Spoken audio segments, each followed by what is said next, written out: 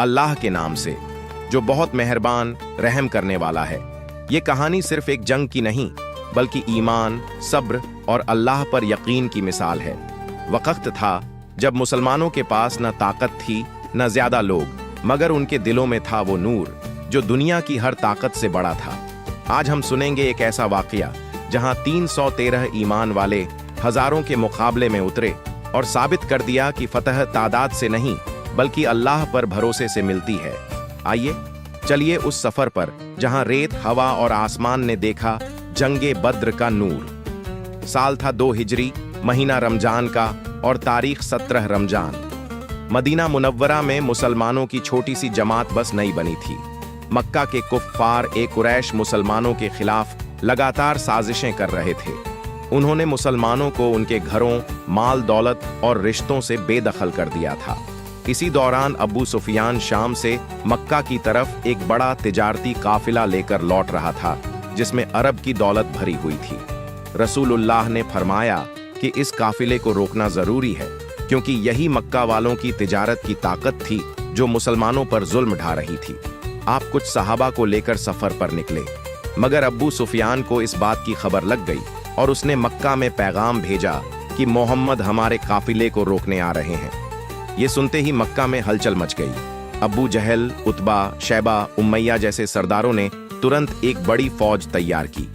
1000 सिपाही, 100 घोड़े और 700 ऊंट लेकर वो बद्र की तरफ रवाना हुए। उधर मुसलमानों की तादाद थी सिर्फ 313। उनके पास मुश्किल से कुछ तलवारें, 2 घोड़े और 70 ऊंट थे, लेकिन उनके दिलों में ईमान, सब्र और अल्लाह पर यकीन का समंदर था। रसूलुल्लाह ने जब बद्र पहुंचे तो आपने पूरी रात सजदे और दुआओं में गुजारी। आप बार बार रोकर फरमा रहे थे, ऐ अल्लाह, अगर आज ये छोटी जमात न बची तो तेरी इबादत करने वाला कोई न रहेगा। सुबह हुई तो अल्लाह की तरफ से खुशखबरी उतरी, मैं तुम्हारी मदद 3000 फरिश्तों से करूंगा। सूरह आले इमरान 324। रसूलुल्लाह के चेहरे पर नूर और इत्मीनान छा गया। सहाबा ने तलवारें संभाली और रसूल ने कतारें बनाई। पहली जंग में हजरत अली, हजरत हमजा और उबैदा बिन हारिस मैदान में उतरे। उन्होंने कुरैश के सरदारों को एक एक करके गिरा दिया। फिर आम जंग शुरू हुई। हर तरफ अल्लाहू अकबर की सदाएं गूंज उठीं। रेत और हवा मुसलमानों का साथ देने लगी। फरिश्ते सफेद कपड़ों में तलवारें लिए मुसलमानों के साथ लड़े।